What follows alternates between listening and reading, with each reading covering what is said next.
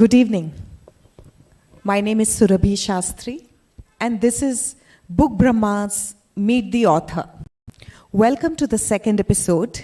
It's a beautiful Friday evening, and what better than discuss Ra Bendre's poetic genius. We have with us today Mr. Madhav Ajjampur. Welcome to the show. Thank you for making time and coming and talking to us. We have a lot of lovely things lined up, everything about Ra Bendre's poems, which Madhav will be talking to us about. There's a lot of knowledge that will be shared today, and hope you all like it. Let's jump straight into it. Madhav, welcome. Why don't you tell us a little bit about yourself? What made you become a translator? Hi Surabhi, thank you for that introduction, and thank you to Book Brahma for giving me a chance. Very nice of you. The question you ask, Bendre in one of his poems, his narrative poems called Sakhi Gita, talks about his wife as Vidhi Tanda Vadhu, the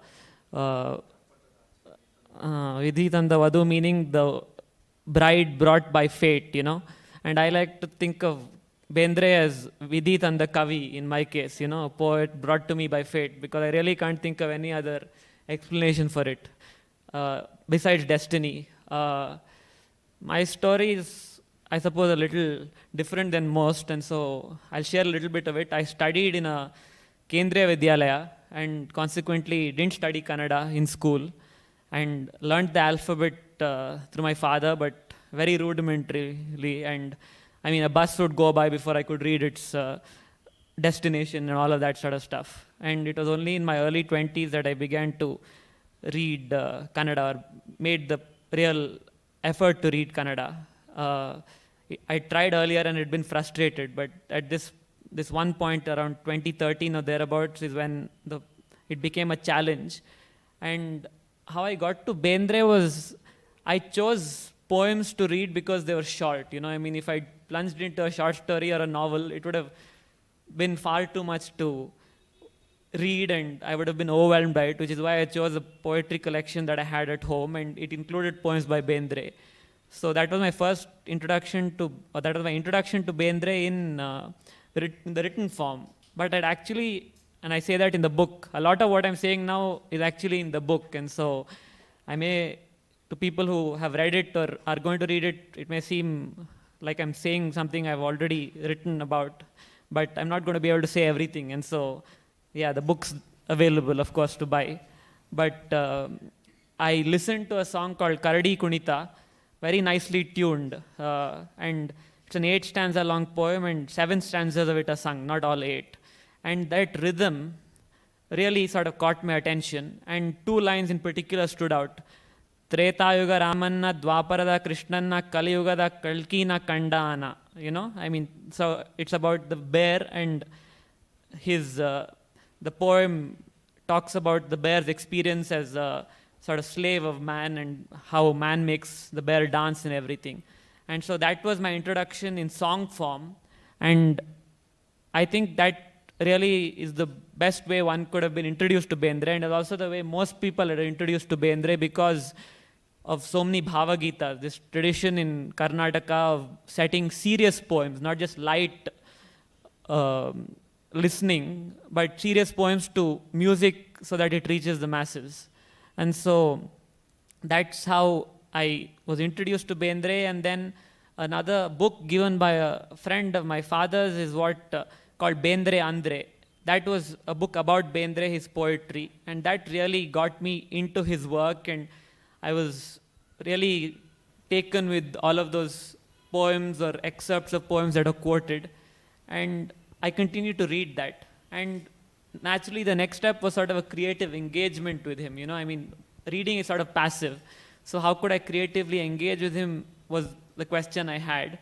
And I was writing poetry in English myself, a few poems here and there, some prose and everything. And I took on the challenge, as it were, of trying to translate Bendre simply to better understand him myself, because he's not an easy poet to understand. And as well as I know Kannada, or as well as I've come to learn Kannada, I'm still more comfortable in English. And so I thought I'd see how it would be to transfer a poet like Bendre into English and better understand him myself by doing that. And so that's how it really began, the journey. Wow, we are going to dig deep into that. I already have so many, sub-questions lined up. But I must tell you all, Madhav, an author who can write engagingly about language, sports, K-8 math, and science, or just about anything else, I think. He has been a content writer. So from being a content writer, being a math content writer, to choosing Bendre and translating his works. And in between all this, you didn't know to read and write Kannada. You went and you taught yourself that. You very actively took classes and courses to understand the language better and deeper. So what made you do all of this? Just to translate his works and so that you can understand his works better?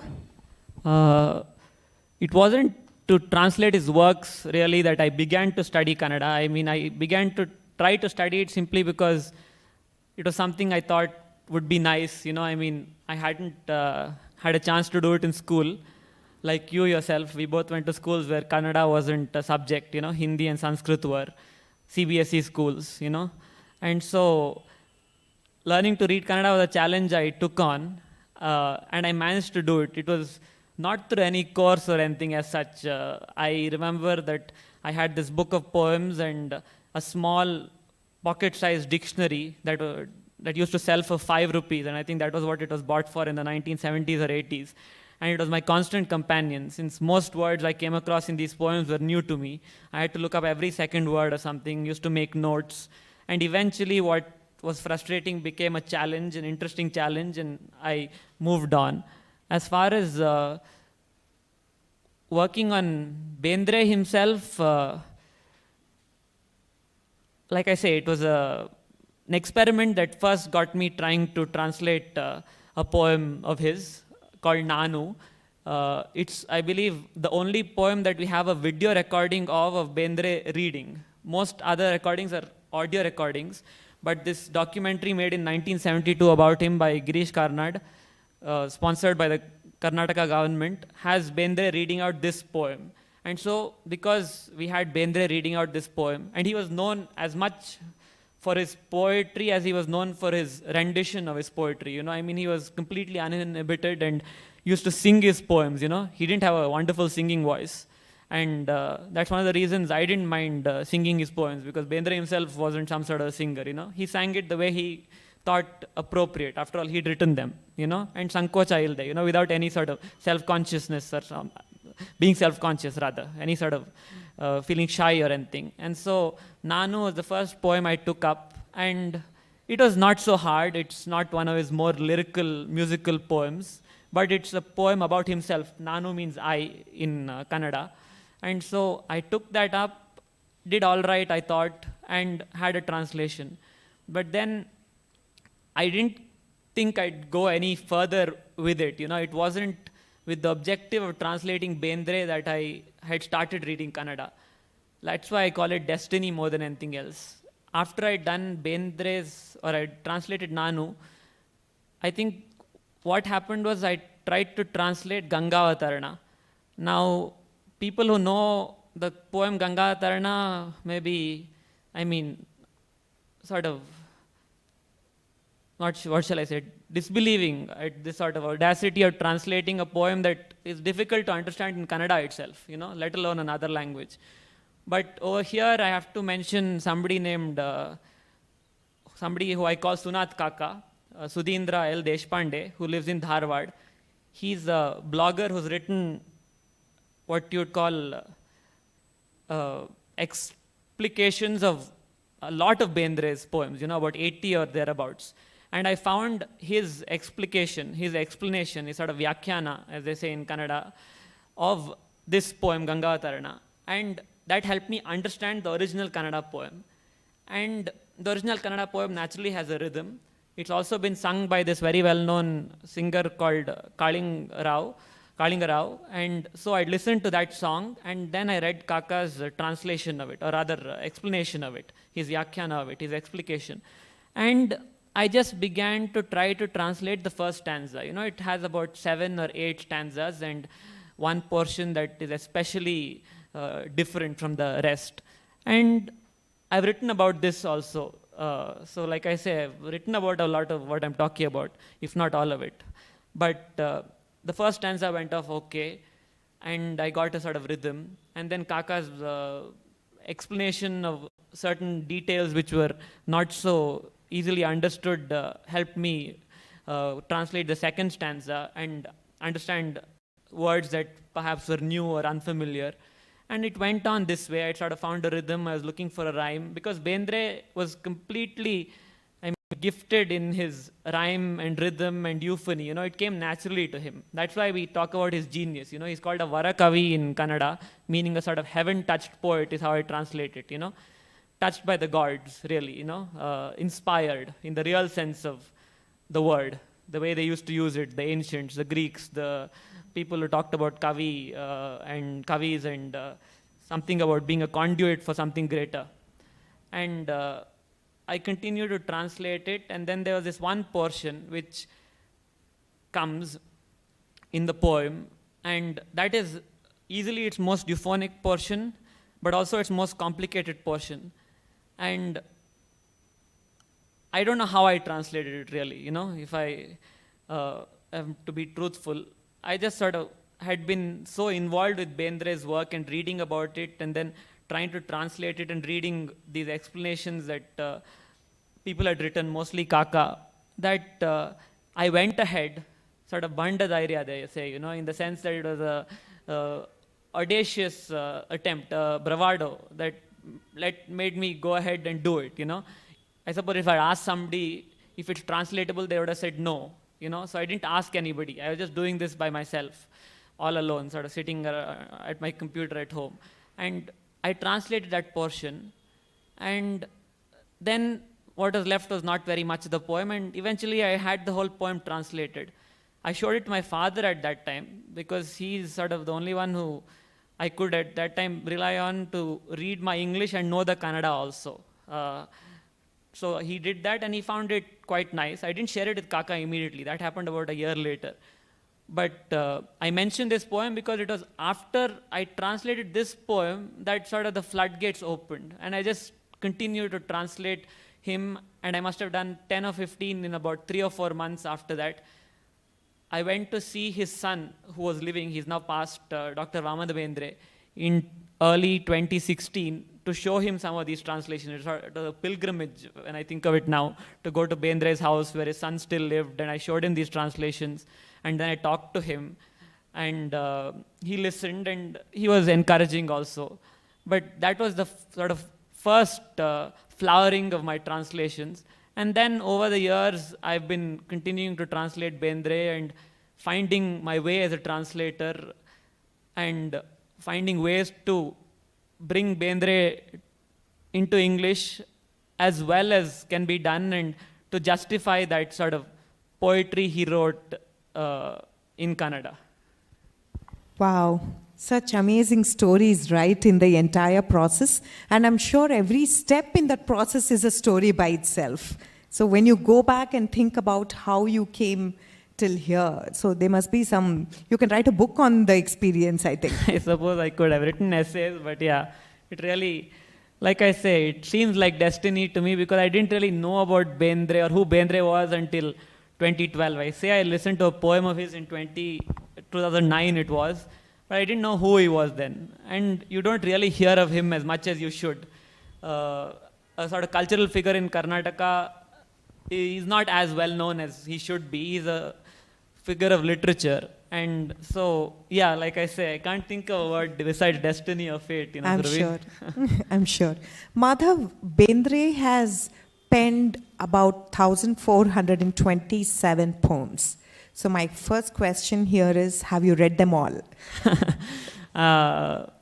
No. Yeah, that's the answer to them. You'll end up translating all of it then. What's that? You'll end up translating No, all of them. I don't think I will, because I'd say it's impossible.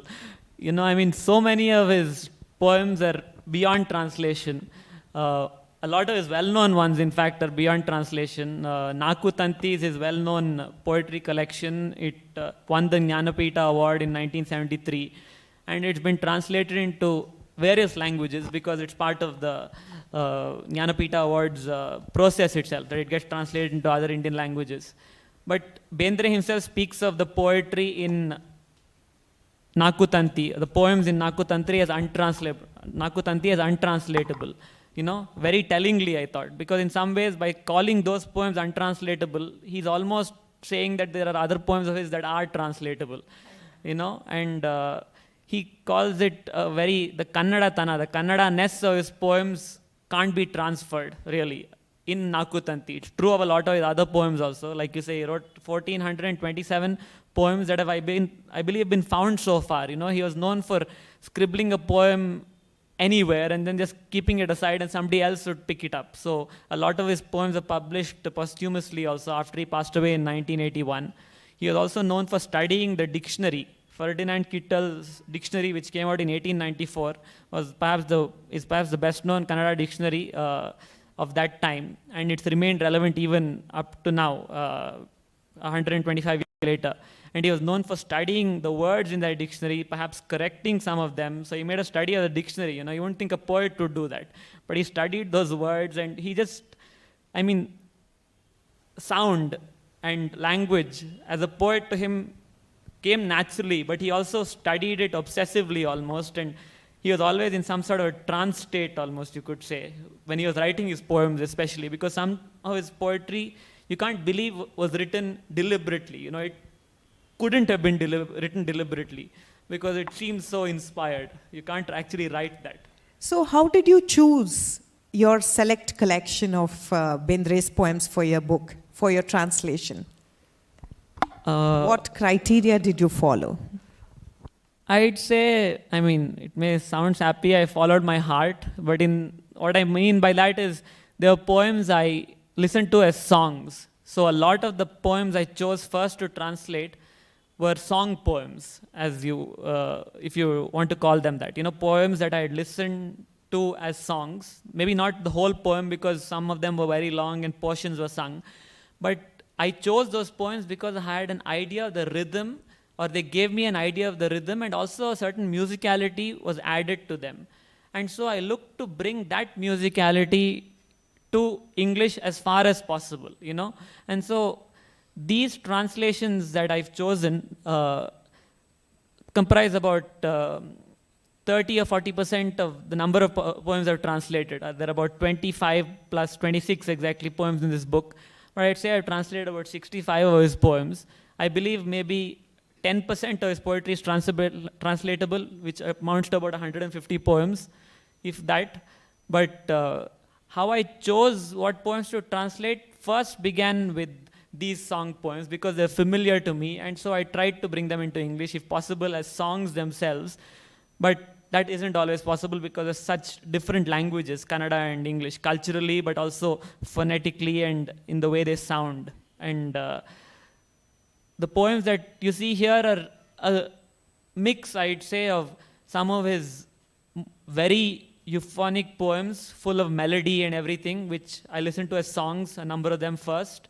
And then there's some other work that is a little more lyric, but still sort of what you'd call blank verse, sonnets. And then there's some free verse, one or two free verse poems that he wrote in his later years. He was a versatile poet, and I tried to bring some of that versatility into the collection in this book. At this point, I think I'm bringing this up now, Madhav. We have discussed this. At this point, I must tell you all that the most common mistake we have all been making is in the pronunciation of Bendre's name. He's not Ra Bendre, he's the Ra Bendre. Right, Madhav? That's right. Madhav and I were having this conversation before we began talking live. He has an explanation also for it. I'll let you tell them why it is the Ra Bendre. Yeah.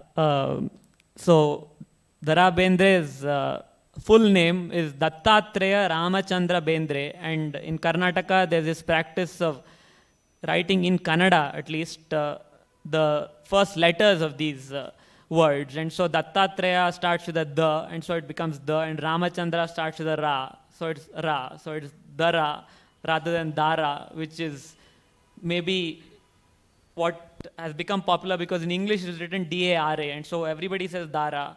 And dara means thread actually in Kannada, but that's a different matter. He's used the word dhara of Dharwad in his own way also. But like Surabhi says, the pronunciation is Ra Bendre based on the Kannada written form and pronounced form of his name. Yeah.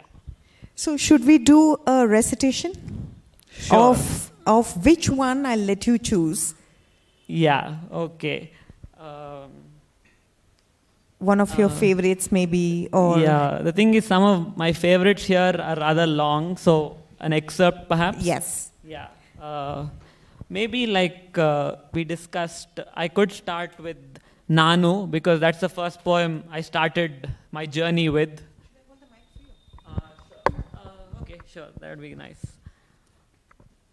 I will try to read it a little bit like Bendre did. His was a more reedy voice, not that mine's great, but you can listen to his recording if you go on to YouTube and search Ra Bendre Nanu. So, yeah. ವಿಶ್ವಮಾತೆಯ ಗರ್ಭ ಕಮಲಜಾತ ಪರಾಗ ಪರಮಾಣು ಕೀರ್ತಿ ನಾನು ವಿಶ್ವಮಾತೆಯ ಗರ್ಭ ಕಮಲಜಾತ ಪರಾಗ ಪರಮಾಣು ಕೀರ್ತಿ ನಾನು ಭೂಮಿ ತಾಯಿಯ ಮೈಯ ಹಿಡಿಮಣ್ಣ ಗುಡಿಗಟ್ಟಿ ನಿಂತಹ ಮೂರ್ತಿ ನಾನು ಭರತ ಮಾತೆಯ ಕೋಟಿ ಕಾರ್ತಿಕೋತ್ಸವದಲ್ಲಿ ಮಿನುಗುತಿಹ ಜ್ಯೋತಿ ನಾನು ಕನ್ನಡದ ತಾಯಿ ತಾವರೆಯ ಪರಿಮಳ ಉಂಡು ಬೀರುತಿಹ ಗಾಳಿ ನಾನು ನನ್ನ ತಾಯಿಯ ಹಾಲು ನೆತ್ತರವ ಕುಡಿದಂಥ ಜೀವಂತ ಮಮತೆ ನಾನು ಈ ಐದೇಯರೇ ಪಂಚಪ್ರಾಣಗಳಾಗಿ ಈ ಜೀವ ದೇಹ ನಿಹನು ಹೃದಯಾರವಿಂದದಲ್ಲಿರುವ ನಾರಾಯಣನೇ ತಾನಾಗಿ ದತ್ತನರನು ವಿಶ್ವದೊಳನುಡಿಯಾಗಿ ಕನ್ನಡಿಸುತ್ತಿಹನಿಲ್ಲಿ Ambika ತನಯನಿವನು. Wow. Thank you for holding the mic, Surabhi. And yeah, I've translated this. The very last line of this is one of his best known lines. Vishwadolanudiyaagi kannadisuttihanilli ambika tanayanivanu. It's where he makes clear the distinction between Bendre and Ambika Tanayadatta, and also uses his sense of punning, which really elevated his poetry. In English poetry, puns are not really as easy to make because most words are spelled differently, even if they're pronounced the same way. If they're homophones, they may not be homonyms. That is, they can be pronounced the same way, but they're written differently. But in Kannada, because it's a phonetic language, how it's written is how it's pronounced, and so the same word can have several different meanings. So this pun is basically untranslatable, and puns on the word Kannada. But let me just read out my translation. Yes, I was just going to tell you that you should read the translation, maybe followed by the distinction. Distinction meaning? Okay, you finish the translation, we'll go on to that next one. I'm going to try to read it in a meter or rhythm that's close to the original, because that was what I kind of relied on when I made this translation about 7 years or more ago, I believe. I am the indivisible Pollenic glory born of the cosmic mother's lotus womb. I am the indivisible Pollenic glory born of the cosmic mother's lotus womb. I am the upstanding idol fashioned from a fistful of the earth mother's clay. I am the scintillating light of the million Deepawalis of Mother Bharati. I am the outspreading wind fed on the fragrance of Kannada's mother lotus. I am the animate compassion drunk on the milk and blood of mine own mother. These 5 mothers make up the vital airs of this breathing frame. The Narayana of the lotus heart has himself turned into the mortal Datta. As Ambika Tanaya, he mirrors here in Kannada the universe's inner voice. So you'll have to tell me if it sort of sounded like the original or not. Almost did. That's nice to know. Almost did. I'm going to continue that. Maybe you will connect with my next question. How difficult or easy was to translate this? Now, we all know that, regional languages, the mother tongue that we all have, our own mother tongues. When we speak in our own language, there is some kind of feeling, emotion, empathy that comes out. But with English, it is pretty straightforward. I don't, like we discussed, one magun ಮಾತಾಡ್ಸ್ಬೇಕಾದ್ರೆ ಮುದ್ದು ಕಂದ ಅಂತೀವಿ. ಅದು ಮುದ್ದು ಕಂದ ಅಂದಾಗಲೇ ಅದು feeling ಬಂದ್ಬಿಡುತ್ತೆ. But ಇಂಗ್ಲೀಷಲ್ಲಿ what a nice child ಅಂತೀವಿ. ಅದರಲ್ಲಿ ಇಮೋಷನ್ ಗೊತ್ತಾಗಲ್ಲ. So how did you bring this emotion in your translation? Yeah, that's a very pertinent question, Surabhi. I mean, I'm sure English folk could disagree. They may say something like darling or honey, and they might feel the emotion of those words. But you're right that Kannada as a phonetic language, language that's written as it's pronounced, allows for a lot more possibilities, including punning, that English doesn't quite allow for. And in addition to that, I say in one of my essays in the book that a translator of Tagore's called English etiolated. It was the first time I was introduced to the word, and it basically means something that's lacking growth due to the lack of sunlight. But what he meant by that is English having become the language of commerce, as it were, and this lingua franca of the world, lost a lot of what was unique to it because it became transactional, like you said. And so a child is what you'd say instead of kanda, because there's no real way, perhaps, to translate kanda. And there's not just kanda, but maybe 10 other words in Kannada itself and in every Indian language, and perhaps other languages too that haven't taken on the currency that English has. And so I was certainly faced with problems when it came to something like that. Again, my choice of poems was influenced by what was translatable. And also, I think I make this point, and I think it's important, by what was not translatable. What was not translatable sort of informed what was translatable, because you put that to a side almost, and you see what's not possible, and then you see what is possible culturally and in terms of the sound and all of those things together. So, for instance, there's a poem called Gumma which appears in the book. Now, Gumma can be translated as bugbear, or something that makes a child frightened. You frighten a child like the big bad wolf at the door or something like that. But I've chosen to retain the word Gumma both as the title of the poem and within the poem itself, because the rest of the poem gives the word a context. And so there's no real need to explain it. I've explained it in the glossary.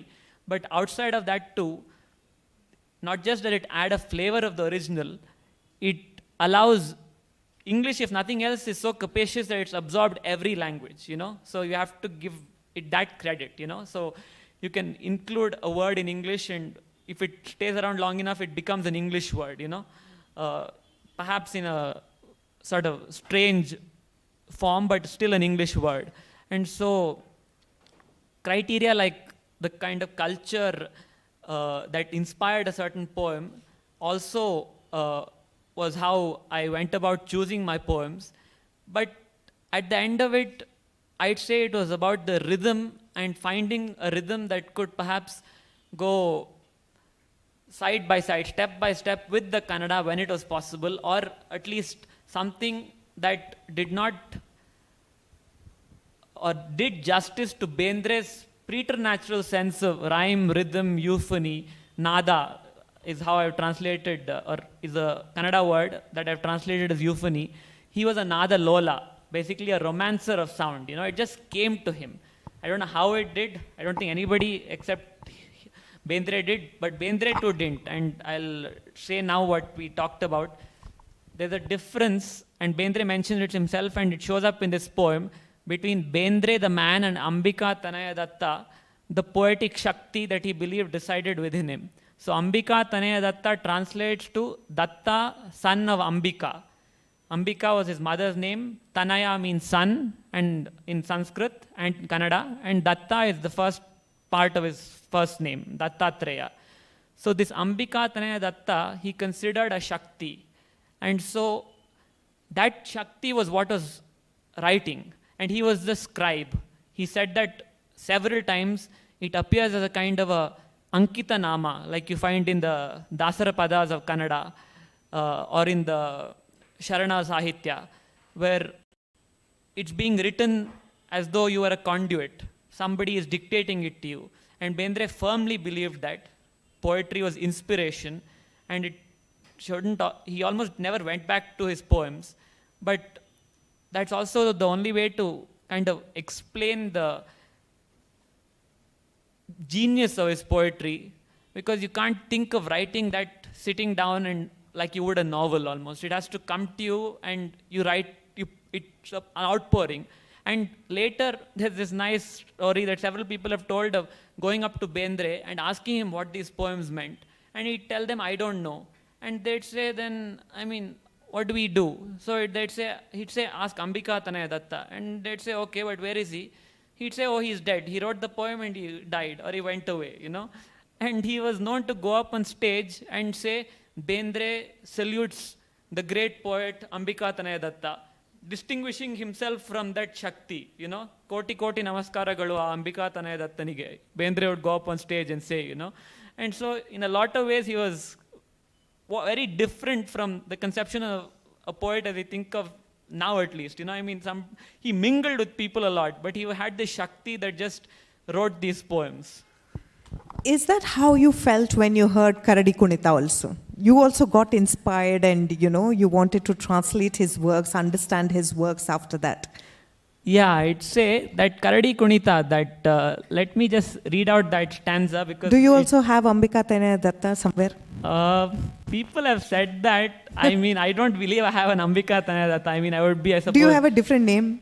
I mean, I've discussed it with several friends or part of a group, and if I was to go ahead, I'd be Meera Tanaya Madhava, somebody else would be... See, I knew it. Yeah, but that's just a matter of attaching your mother's name and calling yourself her son. Bendre didn't just do that, he wrote sublime poetry, you know, I mean, poetry from the gods, really. And so, what was the question? You were going to read. Yeah, I was going to read this, right? So, Karadi Kunita, yes, how it influenced me. What happened was I listened to it before I really knew to read Kannada, like I said. And so it was purely the song that I was influenced by. And of the song, he wrote it in a register of Kannada, you could call it. I hesitate to call it a dialect, though it could be called that, simply because Bendre almost, by using this Dharwad register of Kannada, he was from Dharwad in North Karnataka, elevated Kannada to such a height that you could call the other parts of, or Kannada spoken in other parts, dialects of Bendre's Kannada almost, you know. But it was not what it calls the standard Kannada that he wrote all of his poetry in. He was capable of writing poetry in non-standard Desi, as they would say, Kannada, and also in the Marga, formal style of it. So in Karadi Kunita, there comes this part, that like I said at the beginning, okay. It goes, Tretayuga Ramanna Dwaparada Krishnanna Kaliyugada Kalkina Kandana Jambu Nadi Dandeya Jambu Nirala Hannu Krutayugada Konegiva Undana Bandara Barrava Kandanna Tarrava Anji Ginjiki Kondana Roma Romagalali Bhima Rakshya Bala Koralaga Kattiri Ondana is how these two stanzas, the third and fourth, go. And this Treta Yuga Ramanna Dwaparada Krishnanna Kaliyugada Kalkina Kandana was what stood out to me when I first listened to the poem. And I suppose the reason for that was about the only part of the poem I could really understand. The rest of it happened quickly, and there's a lot of music in the background, very attractive music. But this idea of he almost passes through all of humankind's existence in just two lines, from the Treta Yuga to the Dwapara to the Kali Yuga, that according to Hindu mythology is what we are living through now, and uses the bear as a kind of a metaphor for this passage of time, you know. Treta Yuga Ramanna Dwaparada Krishnanna Kali Yuga Kalkina Kandana.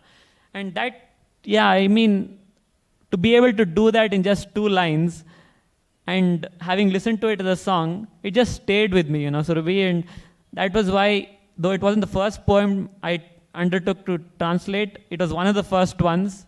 And it was kind of the inspiration, I'd say. Having listened to that was what got me listening to other songs of Bendre's, and not reading his works so much as listening to them to begin with when I could.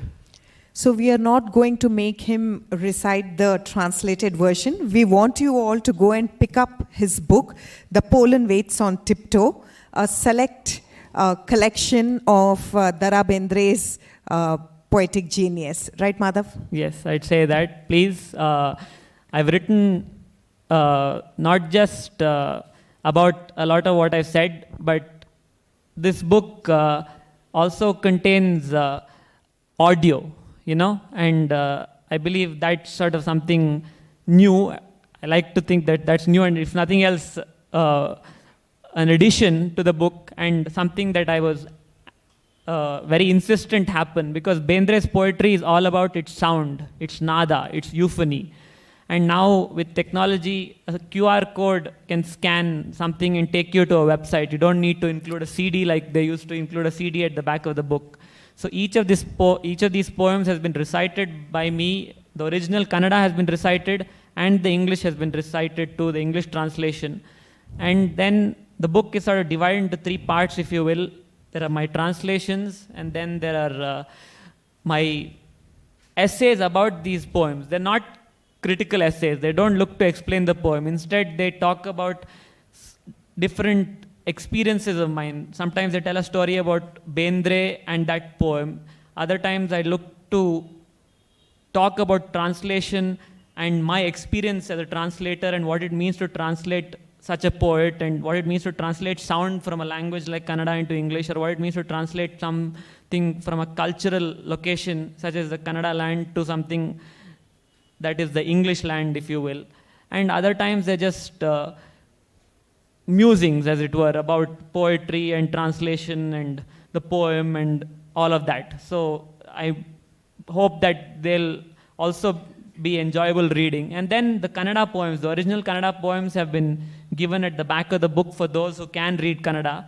But you don't need to be able to, because these recordings exist. So if you are picking up a copy of the book, and I hope you will, do listen to these poems, because that's just as important as reading the poem. You can choose to listen to it afterwards or before or anything, but you get a chance to listen to the Kannada poems here, done by me as well as I could. And I hope that is something all of you enjoy who do read the book. That's right. The USP of the book is the QR code, which is placed against the title of each poem. All you have to do is go and scan and listen to the audiobook. That's right. That's an experience you should have to after reading the piece. So, could I maybe, or should we leave it for later? I'd like to recite maybe a stanza, one of the more euphonic poems in absolutely, this. Absolutely. Okay. It would be nice to hear it from you. Yeah. So, and your recitation is so beautiful. Thank you. Thank you. A lot of it I learned from having listened to songs, and others I sort of eventually came up with myself. But this one, I'll read out the portion of Ganga Tarana that I said was so euphonic and which allowed me to sort of continue to translate Bendre.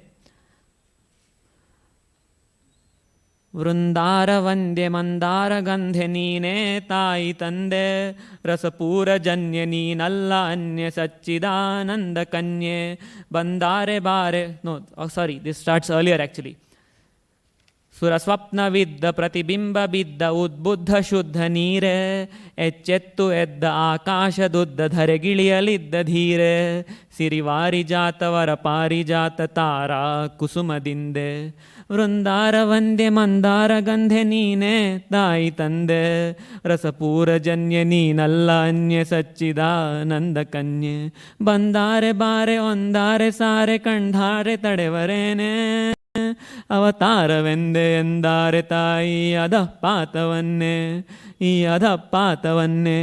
Now I'll read out the English translation of this poem. of this portion of the poem.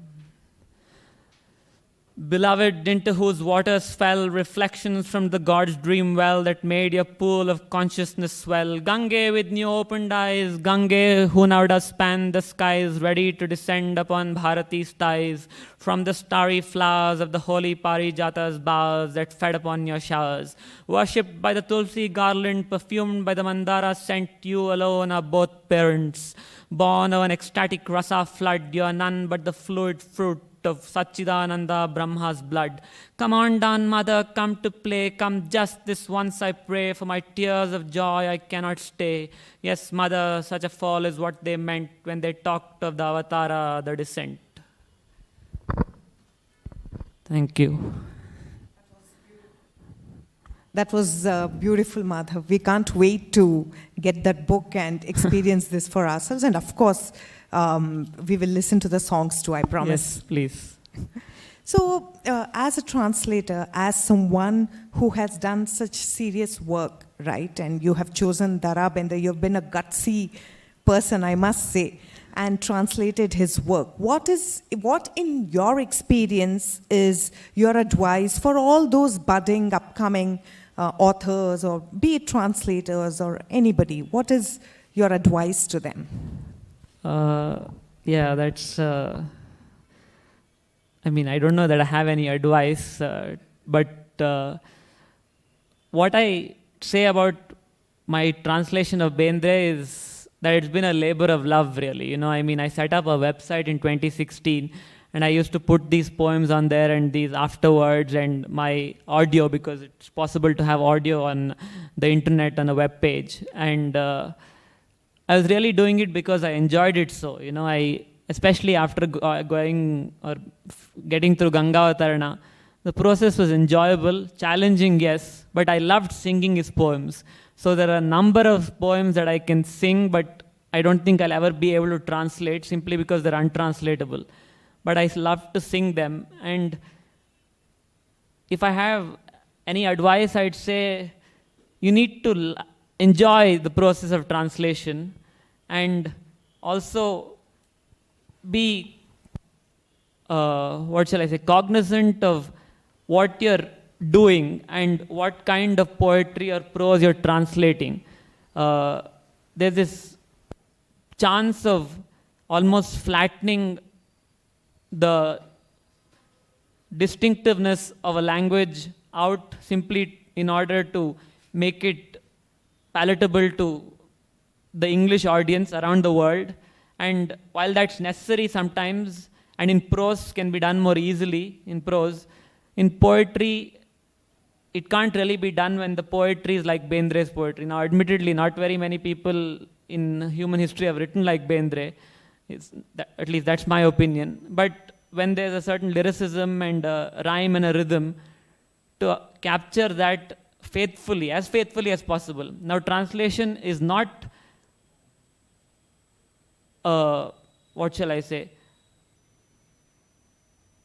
is not some work that you can say idam ittam about, you know, that it's been done and it's been finished and nothing more can be done. It's a constant striving towards some sort of perfection, you know. There's this a website called asymptote, and asymptote basically in mathematics means a line or a curve that meets another line at infinity. So the idea here is that you're never actually meeting the original, but you're going as close as you can towards it. And that's really what translation is about in some ways. And so I'd say if you're translating poetry, there's this need to really understand the milieu it was written in and try to transfer it.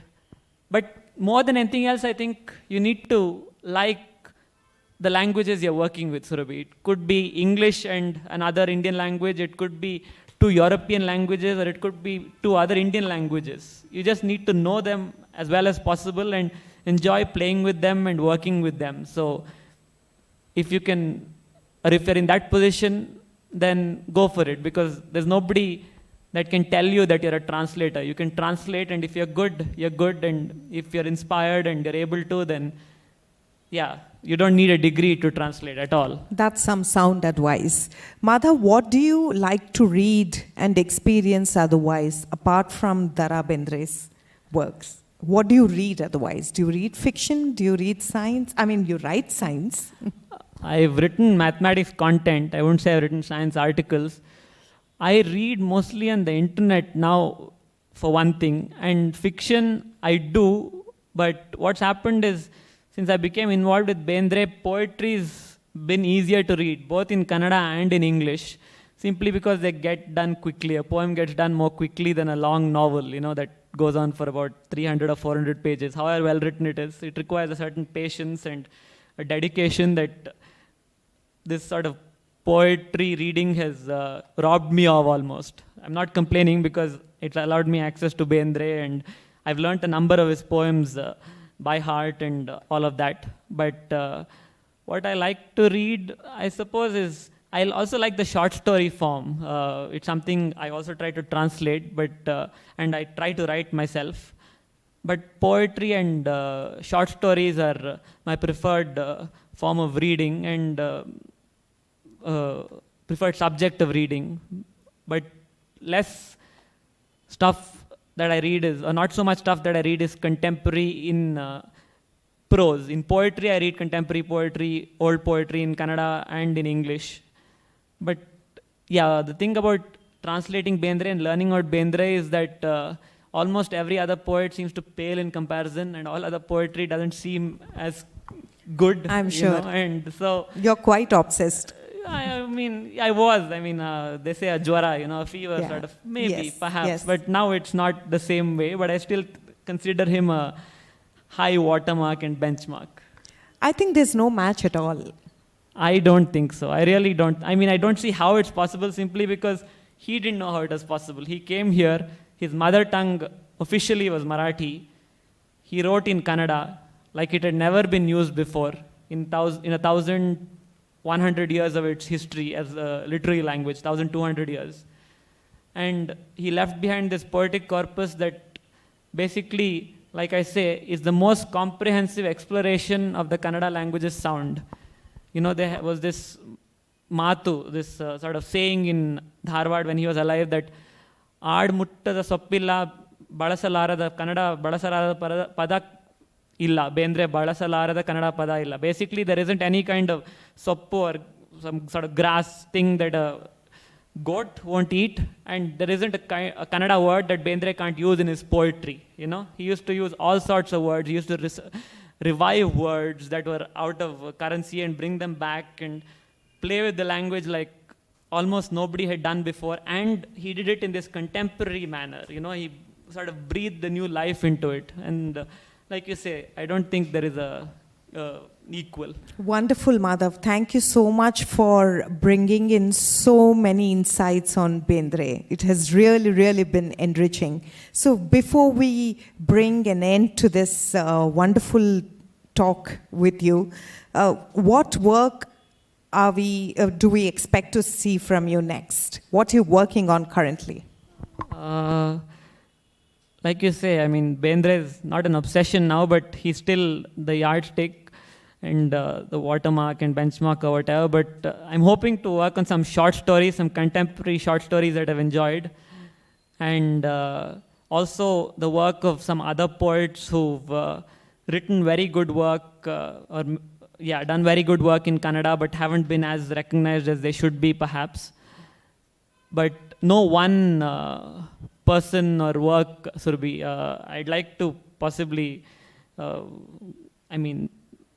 find somebody who'll publish these works if I do them. And I must thank Manipal Universal Press, the publisher, for agreeing to publish this, because poetry as it is doesn't get published too much, and poetry in translations even harder to publish. So it's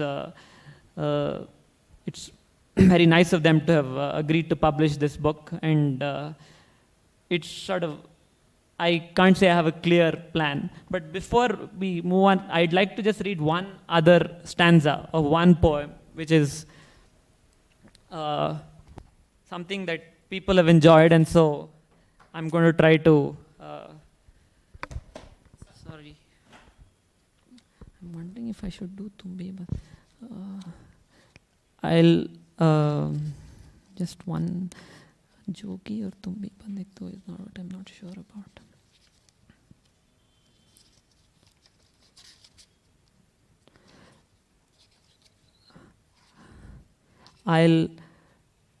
There's a long poem of 12 stanzas that I'm not going to read completely, of course. And then there's another poem that's 3 stanzas long that I also like. So let me start with the first stanza of the 3 stanza poem, if that's okay.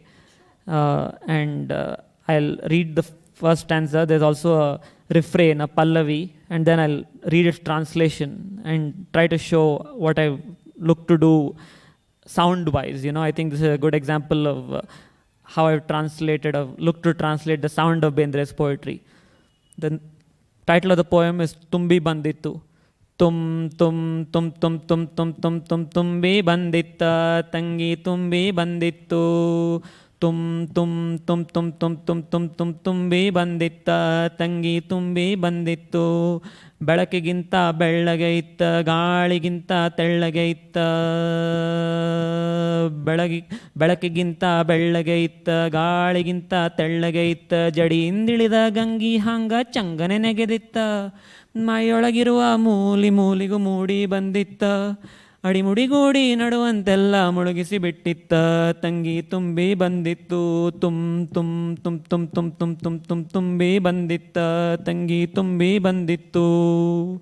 So that was the Kannada, and let me read the first stanza of the English translation, transcreation, whatever you'd call it. The refrain is basically untranslatable since the word tumbi takes on a different meaning at the end of each stanza. And so there isn't a refrain to the poem, but I'm going to read the rest of the first stanza, which begins with the ಬೆಳಕಿಗಿಂತ ಬೆಳ್ಳಗೆ ಇತ್ತ ಗಾಳಿಗಿಂತ ತೆಳ್ಳಗೆ ಇತ್ತ, that part. It was more bright than light and slighter to the air. It was more bright than light and slighter to the air. It sprang like Gange did from the locks of Hara's hair. It rose in every nook and corner of the body's frame. It joined head and toe and center and flooded them each the same. Sister, a fulfilled had it come. A fulfilled had it come. Sister, a fulfilled it had come. A fulfilled had it come. Sister, a fulfilled it had come. So, yeah. Wonderful, wonderfully done. You wanted to recite one more? Okay. There's time? Yes, we can finish with that. Sure. So this, I won't, I'll do it myself, thank you. So this is a poem called Jogi, which I first heard again as a song. It's been very nicely sung by a Bhavagita singer called B.R. Chaya. She's very well known for her Bhavagita singing. And like with most poems in this tradition, like in most songs in a tradition, the whole poem hasn't been sung. It's a long poem of 12 stanzas, only 6 stanzas have been sung. In any case, I listened to those 6 stanzas and was struck by them. I liked the rhythm and all of that. And so, this is before I knew its fame. It's one of, or perhaps the most famous poem in Kannada, at least. It was called the Shatamanada Kavite, and a book was brought out about it in 1999. Shatamanada Kavite meaning the poem in Kannada literature, at least, of the 20th century. It was chosen as that by critics and other writers, and it was studied critically in this book brought out in 1999, I believe. So I learnt the whole poem. I happen to have the book in which happen to have the collection in which this poem is. And because I liked its rhythm so much, I decided to learn all of it, because otherwise I wasn't going to be able to get to listen to anybody sing the whole poem. So I'd have to sing it to myself, as it were. So I went ahead, and it took maybe a week or 2, but I learnt the whole poem in that kind of rhythm. And then I began to sing it to myself, not with any idea of translating it, because it seemed to me completely untranslatable at the time. And I used to sing it on the way to work, and simply at home, and when walking around. I say this all the time, and I sang it so often at home that my father learnt it by heart, just by listening to me. So he knows it by heart too. And all 12 stanzas. And it was a process that I must have sung it about 500 or 1,000 times, and then I thought, let me try to translate one line. And I did that, and I write about it in the book. So yeah, read the book. I won't go and tell you the whole story, but I'll recite maybe the first 2 or 3 stanzas and then the English recitation. But before that, another interesting thing about this is Bendre wrote something called, or he translated Kalidasa's Meghaduta, the cloud messenger, into Kannada. And for that, he basically invented a meter. Kalidasa used something called the Mandakranta, slowly moving kind of thing, which is the meter of the Meghaduta. And it sort of goes Kaschit Kanta Viraha Guruna Swadikara Pramattaha is how it sort of starts, the very first line. And Bendre, in order to find an equivalent of it, does something in Kannada that is close but not exactly the same, because the way meter is done in Sanskrit and in Kannada is not exactly the same always. But he finds something, Obba yakshatan odeya nindanalleyanu agali bendu, and this is how it continues in lines of 4, which is what the Mandakranta is. And that meter, I mention this because it's that meter that he kind of invented in order to translate Kalidasa, that he wrote the poem Jogi in. That's the name of this poem. And I translated Jogi and tried to keep the rhythm of the Kannada translation. So basically, it's not a translation from just Kannada to English, but it's a translation of rhythm and rhyme, or not rhyme, but rhythm at least, from Sanskrit to Kannada to English. So it's about 3 language transfer. And I find that interesting, you know. Bendre translating something, creating a rhythm, and I translating Bendre and creating a rhythm myself. So, yeah, that was something I thought might be interesting. And let me just read the first 3 stanzas. I know this by heart, so I don't think I'll need to see the book. ಊರ ತುದಿಯ ಆ 3 ಬಟ್ಟೆ ಮುಗಿದಲ್ಲಿ ಕೊಳ್ಳವೆಲ್ಲಿ, ಹಳ್ಳಾಡಗಿ ಹರಿದಲ್ಲಿ ತುಡುಗುದನ ತೊಂಡು ಮೇಯುವಲ್ಲಿ, ದಿಕ್ಕು ತಪ್ಪತರ ತಪ್ಪಿ ಹೊಕ್ಕರ ಕಕ್ಕಾವಿಕ್ಕಿಯಾಗಿ, ಇರುಳು ಅಂತನ ಹಗಲ ಗೂಗುತ್ತವ ಅಲ್ಲಿ ಜೋಡಗೂಗಿ, ಅದನ್ನ ದಾಟಿ ಆ ಮಸಣವಾಟಿ ಎಡಕಾಗಿ ಅದರ ಆಚಿ, ಕಾಮ ತನ್ನ ಹಚ್ಚಂಗಿ ಹಾಸಿದಂಗಲ್ಲಿ ನೀರ ಪಾಚಿ, ಹೊಚ್ಚಿ ಹೊಂಡವನು ಮೆಚ್ಚ ಮಾಡತಾವ ಕಂಡ ಕಣ್ಣುಗಳಿಗೆ, ಪಾಚಿ ಸರಿಸಿದಾಗ ಕಪ್ಪು ನೀರು ಕರಿತಾವ ಒಳಗ ಬಳಿಗೆ, ಅದರ ಮುಂದ ಗವಿ ಗುಡ್ಡ ಅಡ್ಡ ಬರತದ ನಮ್ಮ ಬಲಕ, ಅತ್ತತ್ತ ಹರುಯಿ ಹತ್ತೊತ್ತಿ ಬಂದ ಕಾಳಮ್ಮಗಿರುವ ಹೊಲಕ, ಆ ಹೊಲದ ನಟ್ಟ ನಡುವಿರುವ ಹುಣಿಸಿ ಮರ ಏರಿ ನೋಡಿದಾಗ, 10 ಗಿಡದ ಗುಂಪೊಂದ ಕಾಣತದ ಸಣ್ಣ ಏರಿ ಮ್ಯಾಗ. I won't go on, but these are the first 3 stanzas. And I suppose you can attest to how attractive the rhythm is, those of you listening. Yeah, we didn't want you to stop at all, but yes, we are all bound by the time. So let me read the translation now. And like I say, this again was not something I expected to translate, almost like Gangavatarana. You know, it happened again. Sanat Kaka's explication was a great help. I also read a lot of other stuff. This poem's been read into so much. Different people have talked about it and attributed different meanings to it. But my understanding of it mostly came from Kaka's explication when I needed it. But otherwise, by the time I got to this, I'd say I knew a lot more Kannada than I did when I first started translating Bendre. So I was able to work a lot out on my own too. And now, just a minute. Let me just remind you of the Kannada lines. ಊರ ತುದಿಯ ಆ 3 ಬಟ್ಟೆ ಮುಗಿದಲ್ಲಿ ಕೊಳ್ಳವೆಲ್ಲಿ, at the edge of town where the 3 fork ends and where the slope begins, where the running stream ducks under and broke cattle go grazing. The way is lost, and if once lost you enter unknowing. A stricken pair of owls appear hooting through the mid-morning. Past that place and past the graves and beyond to the left lies such a lush of thickened moss, it seems like Kama's vests been spread luxuriously across the surface of the pond. The moss-removed black waters call into the dark beyond. Past all of this come caves and hills rising to the right, spreading here and spreading there, encroaching Kalama's sight. And when we climb the tamarind at the center of this site, we see 10 bushes in a clump upon a little height. Wow, we absolutely adore your love and passion for Ra Bendre and his works. I think you have done a fantastic job. We urge you all to go and pick up his book, The Pollen Waits on Tiptoe. You will get to experience what we did in the last 1 hour.